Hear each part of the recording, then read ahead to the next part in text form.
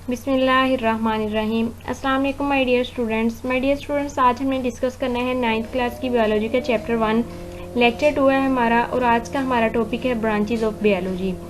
इस टॉपिक के अंदर जितने भी शॉर्ट क्वेश्चन या MCQs वगैरह होंगे वो भी हम साथ साथ डिस्कस करेंगे। स्टार्ट करते हैं। सबसे पहली ब्रांच क्या है हमारे पास, आपकी टेक्स्ट बुक के मुताबिक सबसे पहली ब्रांच मॉर्फोलॉजी है। मॉर्फोलॉजी क्या है, ये बायोलॉजी की वो ब्रांच है जिसके अंदर हम लिविंग ऑर्गेनिज्म के फॉर्म और स्ट्रक्चर्स का मुतालिया करते हैं, यानी कि वो दिखने में कैसे नजर आते हैं लिविंग ऑर्गेनिज्म। ये तमाम स्टडीज जो है ये मॉर्फोलॉजी में की जाती है। मॉर्फ का मतलब ही फॉर्म होता है। नेक्स्ट जो ब्रांच है वो एनाटॉमी है। एनाटॉमी बायोलॉजी की ऐसी ब्रांच है स्टूडेंट्स जिसके अंदर हम लिविंग ऑर्गेनिज्म के इंटरनल स्ट्रक्चर्स का मुतालिया करते हैं। इंटरनल स्ट्रक्चर्स मीन्स अंदरूनी स्ट्रक्चर जो हैं, जैसे कि ब्रेन, स्टमक, किडनीज वगैरह, ये तमाम इनके ट्रांसेक्शंस काटे जाते हैं और फिर इनकी स्टडीज की जाती है माइक्रोस्कोप की मदद से। नेक्स्ट है हिस्टोलॉजी। हिस्टो का मतलब होता है टिश्यू। बायोलॉजी की ये वो ब्रांच है जिसके अंदर हम लिविंग ऑर्गेनिजम्स के तमाम टिश्यूज का मुतालिया करते हैं। हमें पता है सेल्स जो होती हैं, सेल्स मिलके टिश्यूज बनाते हैं, तो टिश्यूज का मुतालिया, लिविंग ऑर्गेनिज्म के टिश्यूज का मुतालिया हिस्टोलॉजी ब्रांच में किया जाता है। नेक्स्ट जो ब्रांच है वो है सेल बायोलॉजी। सेल बायोलॉजी की ऐसी ब्रांच है जिसके अंदर हम सेल के स्ट्रक्चर्स का, सेल के फंक्शंस का और सेल की ऑर्गेनेलिस का मुतालिया करते हैं, उनकी स्टडीज करते हैं।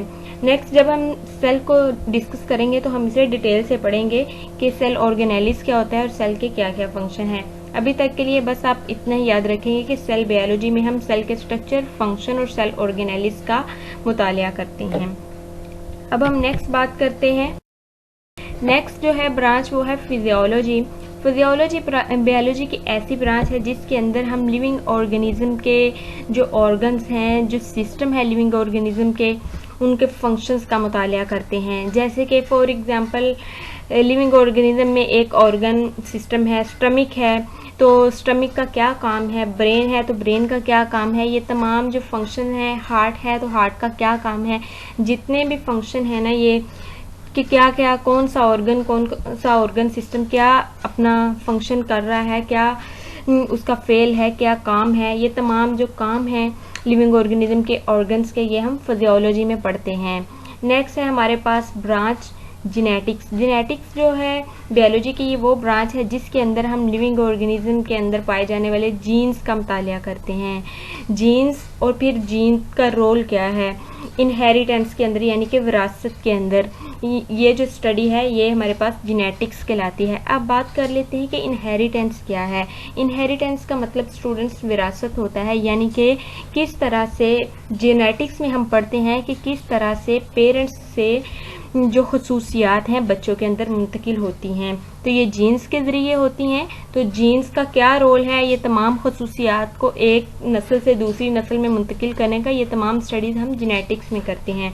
नेक्स्ट हमारे पास जो ब्रांच है वो है एम्ब्रियोलॉजी। एम्ब्रियोलॉजी मतलब एम्ब्रियो।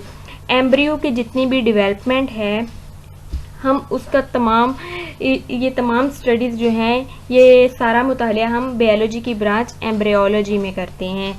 ये डेवलपमेंट, जब एक एम्ब्रियो डेवलप हो रहा होता है, जब उसके ऑर्गन्स बन रहे होते हैं, तो वो तमाम जो स्टडीज़ है, ब्रेन किस तरह बन रहा है, उसका हार्ट किस तरह बन रहा है एम्ब्रियो का, तो ये तमाम स्टडीज़ हम एम्ब्रियोलॉजी में करते हैं। नेक्स्ट जो ब्रांच है वो है टेक्सोनोमी।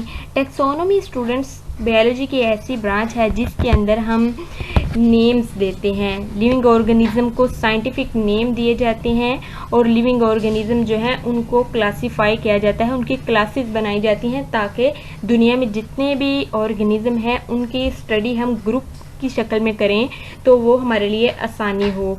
इस वजह से ये जो ब्रांच है इसका नाम टेक्सोनोमी है और ये बायोलॉजी की ब्रांच है। पैलेंटोलॉजी बायोलॉजी की वो ब्रांच है जिसके अंदर हम फॉसिल्स का मुतालिया करते हैं। अब फॉसिल्स क्या होते हैं, फॉसिल्स हमारे पास डेड रिमेन्स होते हैं, यानी कि बाकियात होती हैं ऑफ एक्सटिंक्ट ऑर्गेनिजम्स। तो एक्सटिंक्ट ऑर्गेनिज्म ऐसे जानदार जो कि ख़त्म हो चुके हैं और उनकी जो बाकियात हैं उनका जो मुतालिया है वो पैलेंटोलॉजी में किया जाता है। हमें अगर हम देखें तो हमसे पहले जितने भी जानदार थे, अगर हम डायनासोर का मुतालिया कर लें, डायनासोर आज से कितने साल पहले मौजूद थे, आज नहीं मौजूद, ना पैद हो चुके हैं। तो हमने अगर डायनासोर की स्टडी करनी हो तो हम डायनासोर के फॉसिल्स लेंगे। तो फॉसिल्स की जो स्टडी है वो पैलियोंटोलॉजी में की जाती है। नेक्स्ट जो ब्रांच है वो है environmental biology. Environmental biology biology की वो ब्रांच है जिसके अंदर हम लिविंग ऑर्गेनिजम्स की उनके माहौल के साथ इंटरेक्शन को स्टडी करते हैं, यानी कि लिविंग ऑर्गेनिज्म अपने माहौल में किस तरह रह रहे हैं, क्या क्या काम कर रहे हैं, क्या उनकी इकोलॉजी है, क्या बिहेवियर है। ये तमाम लिविंग ऑर्गेनिज्म जो हैं उनकी अपने माहौल के साथ जो इंटरेक्शन है उसे हम इन्वायरमेंटल बायोलॉजी के अंदर स्टडी करते हैं। यहाँ तक आपको समझ आ गया। अब हम नेक्स्ट बात करते हैं। नेक्स्ट है सोशियो बायोलॉजी। सोशियो बायोलॉजी के अंदर स्टूडेंट्स हम स्टडी करते हैं कि जो लिविंग ऑर्गेनिज्म है उनका सोशल बिहेवियर कैसा है अपने इर्द गिर्द के लोगों के साथ, यानी कि लिविंग ऑर्गेनिज्म जो उनका माशरे में बिहेवियर है, जो जिस तरह से वो रह रहे हैं, उनके दूसरे ऑर्गेनिज्म के साथ कैसे ताल्लुकात हैं, कैसा खाना पीना है, ये तमाम जो स्टडीज़ हैं वो हम लिविंग ऑर्गेनिज्म की सोशियो बायोलॉजी में बायोलॉजी की ब्रांच में करते हैं। नेक्स्ट जो ब्रांच है वो है पैरासाइटोलॉजी। ये इसके नेम से ही पता चल रहा है, बायोलॉजी की ये वो ब्रांच है जिसके अंदर हम पैरासाइट्स का मुतालिया करते हैं। यहाँ पे थोड़ी मिस्टेक हो गई है लिखने में। The branch of biology deal with the study of parasites called parasitology, तो यहाँ पे आप ठीक कर लीजिएगा। नेक्स्ट जो है ब्रांच वो है हमारे पास बायोटेक्नोलॉजी।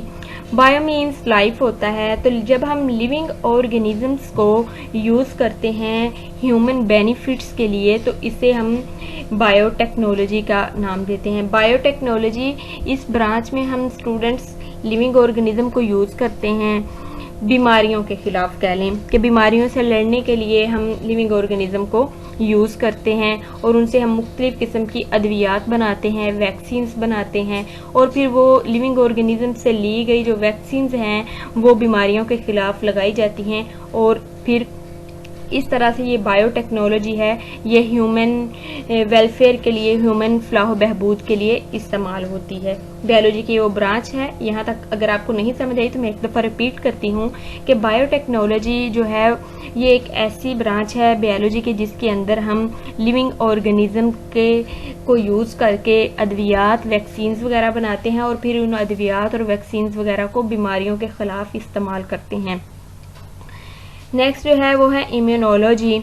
इम्यूनोलॉजी बायोलॉजी की वो ब्रांच है जिसमें हम इम्यून सिस्टम का मुतालिया करते हैं, लिविंग ऑर्गेनिज्म के, एनिमल्स के इम्यून सिस्टम का, यानी कि जो हमारे जिस्म में मदाफ़ती निज़ाम है, क़ुव्वत मुदाफ़त जो पैदा करता है, बीमारियों के ख़िलाफ़ लड़ने की जो बॉडी के अंदर सलाहियत है, तो वो तमाम स्टडी हम इम्यूनोलॉजी में करते हैं। तो यहाँ पे आपको बताया भी गया है कि इम्यून सिस्टम जो है ये एक ऐसा सिस्टम है बॉडी के अंदर जो कि दफा करता है, हिफाजत करता है बॉडी की अगेंस्ट माइक्रो ऑर्गेनिज्म, यानी कि वायरसेस, बैक्टीरिया वगैरह के खिलाफ जो सिस्टम हमारा काम करता है, लिविंग ऑर्गेनिज्म को जो बचाता है वायरसेस से, बैक्टीरिया से, वो वाला सिस्टम क्या कहलाता है? Immune system. और इम्यून सिस्टम की स्टडी को इम्यूनोलॉजी कहा जाता है। नेक्स्ट हम बात करते हैं एंटोमोलॉजी की। एंटोमोलॉजी स्टूडेंट्स ये बायोलॉजी की वो ब्रांच है जिसके अंदर हम इंसेक्ट्स का मुतालिया करते हैं। नेक्स्ट जो हमारे पास ब्रांच है वो है फार्माकोलॉजी। फार्माकोलॉजी स्टूडेंट्स बायोलॉजी की ऐसी ब्रांच है जिसके अंदर हम ड्रग्स यानी अद्वियात का मुतालिया करते हैं और फिर जो अद्वियात हैं उनके इंसानी जिस्म पे या लिविंग ऑर्गेनिज्म पे क्या क्या इफ़ेक्ट्स आते हैं, वो तमाम स्टडीज़ जो हैं ये फार्माकोलॉजी में की जाती हैं। तो यहाँ तक आपने पढ़ा अपने लेक्चर। अगर आपको किसी चीज़ की समझ नहीं आई तो आप लोग कमेंट सेक्शन में कमेंट करके, मैसेज करके पूछ सकते हैं। तो स्टूडेंट्स ये जो है हमारे पास वैसे तो एक लॉन्ग क्वेश्चन बन सकता है पूरा ही, अगर नहीं तो इसमें ये जितनी भी ये डेफिनेशन हैं, ये कोई भी डेफिनेशन वो पेपर में आपसे शॉर्ट क्वेश्चन के तौर पे 2 मार्क्स के तौर पे पूछ सकता है। इसमें से एमसीक्यूज भी बन सकते हैं कि पैरासाइटोलॉजी में किसका स्टडी किया जाता है, बायोटेक्नोलॉजी में क्या स्टडी करते हैं, इम्यूनोलॉजी में हम इम्यून सिस्टम का मुतालिया करते हैं, एंटोमोलॉजी में इंसेक्ट। इस तरह से ये बहुत सारे एमसीक्यूज भी इसमें से बन सकते हैं। तो आप लोगों ने ध्यान से याद रखना है, मिक्स नहीं करना। और अगर आप लोगों को लेक्चर अच्छा लगा है तो आप लोग काइंडली चैनल को लाइक, शेयर एंड सब्सक्राइब करें and stay connected for more videos. Thank you so much. अल्लाह हाफिज़।